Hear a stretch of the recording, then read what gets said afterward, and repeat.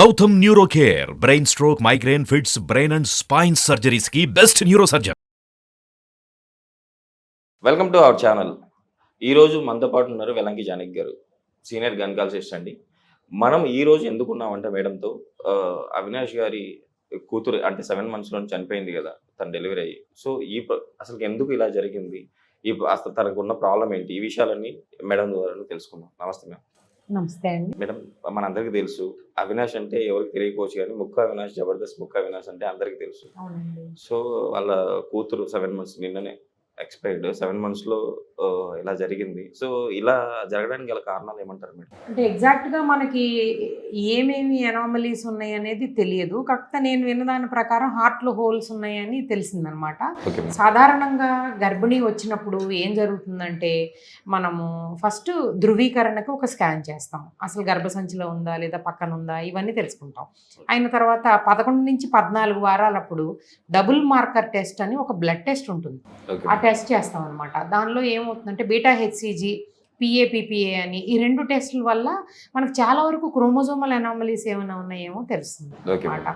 దాని తర్వాత ఒక ఎన్టీ స్కాన్ అని చేస్తాం. అంటే ప్రతి మనిషిలో ఒక భార్య కానీ భర్త కానీ కలయికలో ఎనామలీస్ వచ్చే అవకాశం ఉన్నప్పుడు అవన్నీ కూడా మొదటి ట్రైమిస్టర్ అంటే మీకు తెలుసు కదా, త్రైమాసికాలు అంటే 3 త్రైమాసికాలు ఉంటాయి, అందరికీ తెలిసిన విషయమే. మొదటి 3 నెలల్లోనే గుర్తించేయచ్చు. సో అది తెలిసిపోయింది అనుకోండి. అది తెలిసినప్పుడు ఈ రోజున ఇంకా అసలు ఏ రకమైన ఇన్వేషన్ లేకుండా NIPS, NIPT అని ఈ టెస్ట్లు వచ్చినాయి. కేవలం అంటే సెల్ ఫ్రీ DNA తల్లిలో తీసి మనం చెప్పగలుగుతున్నాం ఎనామలీస్ ఉన్నాయని అదని. ఆ తర్వాత 11 to 14 weeks తర్వాత నెక్స్ట్ స్టెప్ 20 వారాలకు మళ్ళీ చేస్తాం అనమాట. దానిలో కూడా మళ్ళీ ఇట్లా క్వాడ్రుపుల్ టెస్ట్ అని ఉంటాయి అనమాట, బ్లడ్ టెస్ట్. దాంతోపాటు స్కానింగ్ జరుగుతుంది. దాన్ని ఎర్లీ టీఫా స్కాన్. అనుమానం వచ్చినప్పుడు కొంచెం 18 వారాలకు చేయొచ్చు, లేదా 16 వారాల నుంచి స్కాన్స్ ట్రాక్ చేస్తూ చేయొచ్చు. అప్పుడు కూడా NIPT అని నాన్ ఇన్వేజివ్ కేవలం బ్లడ్ టెస్ట్ చేయొచ్చు. తర్వాత యామ్నియోసెంటసిస్ అని ఒకటి చేస్తాం, అది ఇన్వేజివ్. కొంత లిక్విడ్ యామ్నియోటిక్ ఫ్లూయిడ్ తల్లిలో నుంచి తీసి ధృవీకరణ చేస్తాం. అవన్నీ కూడా క్రోమోజోమల్ ఎనామలీస్ పసిగడతాయి. అప్పుడు మనకు డౌట్ వచ్చినప్పుడు ఫీటల్ ఎకోకార్డియోగ్రఫీ చేస్తాం. అంటే ఫీటల్ ఎకో అంటే మీకు అర్థమవుతుంది కదా, హార్ట్ బేబీలో అన్ని వాల్వ్స్ బాగున్నాయా లేవా, రంధ్రాలు ఏమన్నా ఉన్నాయా ఆ టైంలోనే తెలుసుకోవచ్చు. అంటే 20 వారాల్లో తెలుసుకున్నప్పుడు అబార్షన్ అనేది అడ్వైజ్ అవసరమైతే పిడియాట్రిక్ సర్జరీ ఒపీనియన్ తీసుకుని అబార్షన్ అనే ఆప్షన్ పేషెంట్స్కి ఇస్తాం అనమాట.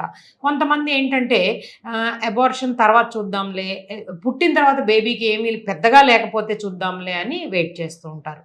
అటువంటి అప్పుడు ఎలా జరుగుతుందంటే బేబీ పొట్టలోనే చనిపోవడం, ఇప్పుడు వీళ్ళకి వచ్చిన ఇబ్బందిలాగా 7వ నెలలో చనిపోయిన తర్వాత తీయడం, ఇవన్నీ జరుగుతూ ఉంటాయి. అదే మనకి 11 వారాలప్పుడే తెలిసినప్పుడే మనం కనుక ముందే చర్యలు చేపట్టి ఉంటే కనుక ఆర్ ఆప్షన్ ఇచ్చినప్పుడు మనం ఒకసారి ఆలోచించుకుని ఎందుకు జరిగింది అని కూడా చూసుకోవచ్చు. ఇలాంటప్పుడు ఏం చేయాలంటే ఫస్ట్ ట్రైమిస్టర్ అబార్షన్ చాలా సులువుగా అయిపోతుంది.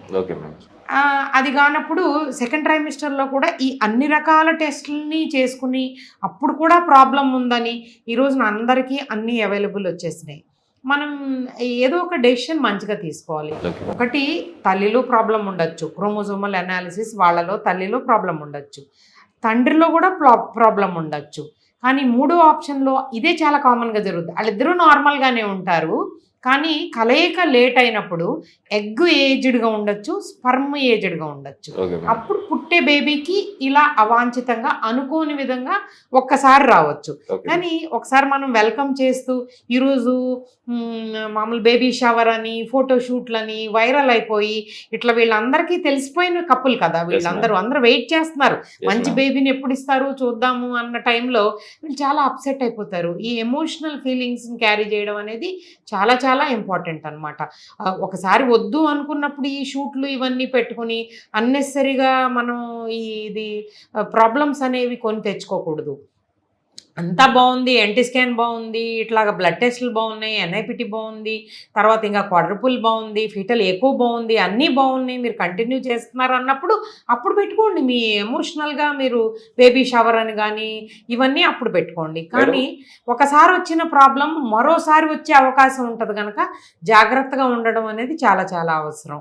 అలాగే ఈ టెస్టులన్నీ కూడా జరుగుతూ ఉంటాయి. మేడం ఇంకోటి, ఇప్పుడు యాక్చువల్లీ ప్రెగ్నెంట్గా ఉన్నప్పుడు 3 months 4 months 5th month వాళ్ళు ఫోటోషూట్లు చేస్తూ ఉంటారు. దీని ఎఫెక్ట్ బేబీ పైన డైరెక్ట్ పడే అంటే లోపల ఉంటుంది కదా, దీనిపైన బేబీకి ఎఫెక్ట్ పడే అవకాశం ఉంటుంది. అంటే ఇదేం రేడియేషన్ కాదండి. అంటే ఫొటోస్ అనేవి ఏంటంటే జనరల్గా ఫోటోషూట్ దీంతో అలసిపోతుంది తల్లి అంతవరకే, కానీ దానివల్ల రేడియేషన్ పడుతుందని మనకి ఇప్పటివరకు సైంటిఫిక్గా ఎదమిద్దంగా మనకు తెలిసిందంటూ ఏం లేదు. ఎవరు కూడా డిస్కస్ చేసిందంటూ కూడా నాకు తెలియదు. మేడం ఇప్పుడు యాక్చువల్లీ బేబీకి వచ్చేసి లోపల హోల్స్ ఉన్నాయని చెప్పేసి చెప్పారు. బట్ ఈ హోల్స్ మన లోపల బేబీ కడుపులో ఉన్నప్పుడే అంటే సాల్వ్ చేయలేమా? ట్రీట్మెంట్ ఇప్పుడు అధునాతంగా ట్రీట్మెంట్లు ఏం లేవు. మీరు చాలా మంచి ప్రశ్న అడిగారండి. ఫీటల్ థెరపీ అంటారు దీన్ని. ఇది చాలా అడ్వాన్స్డ్ ప్రొసీజర్స్. అంటే మనం లాప్రోస్కోపీ చేసినట్టుగా ఫీటోస్కోపీ చేసి దాని లోపలే ఈ రంధ్రాలు పూడ్చి వేయడం అనేది చాలా వెల్ అడ్వాన్స్డ్ సెంటర్స్లో జరుగుతుందని కొన్ని రిపోర్ట్స్ ఉన్నాయండి. కానీ ఇక్కడ మనకి ఇంకా అంత తేలిగ్గా అందుబాటులోకి రాలేదు. జనరల్గా ఇక్కడ ఇండియాలో ఎట్లా ఉంటుందంటే మీరు బేబీని డెలివర్ చేసేసేయండి. ఇప్పుడు చాలా అడ్వాన్స్డ్ సెంటర్స్లో 5-6 నెలలకు పుట్టిన పిల్లలకు కూడా బయటకు తీసిన తర్వాత సర్జరీస్ చేసి బ్రతికిన వాళ్ళని 500 grams వాళ్ళని కూడా మనం చూస్తూనే ఉన్నాం. అవన్నీ వార్తల్లో మీరు కూడా చేసే ఉంటారు. అవన్నీ జరుగుతూ ఉన్నాయి. లోపల మన గర్భసంచిలో ఉండగానే చేయడం అనేది మనకి ఇంకా అంత వైడ్గా అవైలబిలిటీ ఉందని మనకు తెలియడం లేదు. మేడం ఇప్పుడు హార్ట్లో హోల్ ఉంది మేడం. హార్ట్లో హోల్ ఉన్న వాళ్ళు బేబీ డెలివరీ అయిన తర్వాత ఆపరేషన్ చేయించుకుందామని అనుకుంటే ఏమైనా కాంప్లికేషన్స్ వస్తాయి? ఖచ్చితంగా అండి. ఇప్పుడు మనకున్న ఇండియన్ ఆప్షన్స్ ఎట్లా ఉంటాయంటే పూర్తి నెలలు నిండిన తర్వాత మెచ్యూర్ బేబీలో ఆ బేబీకి తట్టుకునే శక్తి ఉంటుందని వెయిట్ చేస్తాం. కానీ కొన్ని సమయాల్లో సందర్భాల్లో ఎట్లా ఉంటుందంటే బేబీ లోపల కడుపులో ఉండగానే చనిపోయింది అనుకోండి, మనకు చాలా ఇబ్బంది అవుతుంది. అంటే మనం వెయిట్ చేస్తూ ఉంటాం అనమాట. నిండు నెలల వరకు అంటే 9 నెలలు నిండి మనకు అందరికీ తెలుసు కదా, 40 వారాల లోపల ఉన్న బేబీ తట్టుకునే శక్తి ఎక్కువ ఉంటుంది, మనం వెయిట్ చేస్తాం. కానీ అన్ఫార్చునేట్గా బేబీ 7వ నెలలోనూ 8వ నెలలోనూ ఇలా చనిపోయింది అనుకోండి, అప్సెట్ అవుతూ ఉంటారు అనమాట. అందుకని ప్రీమెచ్యూర్గా బేబీని ఎవరు కూడా ముందే తీసేసి ఆపరేషన్ చేయడం అనేది జరగదు. అందువల్ల మనకి తెలుసుకోలేకపోయాం. బేబీ చనిపోవడం వల్ల ఇది ఇబ్బంది అయింది. ఒకటండి, ఇది టోటల్గా హార్ట్ మీరు వినే ఉంటారు కదా, ఎడం వైపు అందరికీ ఉండేది, కుడివైపు ఉండడం, ఒక వెజల్ ఇంకోటి transfer position of great vessels అంటారు. ఇట్లా మేజర్ మాల్ ఫార్మేషన్స్ అనేవి బ్రతకడానికి చాలా తక్కువ ఛాన్సెస్ ఉంటాయండి. అందుకని 11 వారాల్లోనే ఆప్షన్ ఇస్తాం. ఒక 2 వాల్వ్స్ లేకపోవడమే కాదు, వెజల్స్ కూడా అటు ఇటుగా చాలా మార్పులు చేర్పులు ఉండి బ్రతకడానికి అవకాశం లేని బేబీ అయినప్పుడు మేజర్ మాల్ ఫార్మేషన్ అని చెప్తాం. అది కాక చిన్న హోల్ అయితే చాలామందిని చూస్తూనే ఉంటారు. మా దగ్గర కూడా తల్లికి హోల్ ఉన్న వాళ్ళు కూడా వచ్చి డెలివరీ అవుతుంటారు కదా, అంటే ఆమె ఇంకొకళ్ళకి కూడా బర్త్ ఇవ్వగలుగుతుంది. సో వాళ్ళు తీసుకున్నప్పుడు మేజరా మైనరా అనేది తెలుసుకుని ఉండవలసింది. దాని ప్రకారంగా మనం ప్రొసీడ్ అవ్వాలి. మేడం ఇప్పుడు ఆల్రెడీ ముక్కా అవినాష్ గారు తను కూడా ఒప్పుకున్నాడు ఏంటంటే, నేను నిజంగా ఇది ముందరనే నేను గమనించాల్సింది తప్పు నేను చేశాను అని చెప్పేసి. ఇలాంటి వారికి మీరు ఎలాంటి సలహాలు ఇస్తారు? అంటే ఇప్పుడు మనము ఏదైనా కానీ అండి, ప్రివెన్షన్ ఈజ్ బెటర్ అండి. మనకు ముందే తెలిసినప్పుడు ఆప్షన్స్ అనేవి డాక్టర్ తప్పకుండా ఈరోజు కౌన్సిల్ చేస్తారు. ఆప్షన్స్ అనేవి మనం అవసరమైతే సెకండ్ ఒపీనియన్కి వెళ్ళాలి, తీసుకోవాలి. ఆ డాక్టర్లు వాళ్ళ మంచి కోసమే కదా చెప్తారు. అలా చెప్పినప్పుడు కన్సిడర్ చేసి ఒకవేళ అబార్ట్ చేసేయవలసి వస్తే చేసేయాలి. ఎందుకంటే నెక్స్ట్ బిడ్డ గ్యారంటీగా అలా ఉండాలని ఏం రూల్ లేదు కదా. వీళ్ళిద్దరు క్రోమోజోమల్ మేకప్ బాగానే ఉన్నప్పుడు ఇంకొక బేబీకి ఒక ఛాన్స్ ఉండేది, చాలా మంచిగా ఉండేది.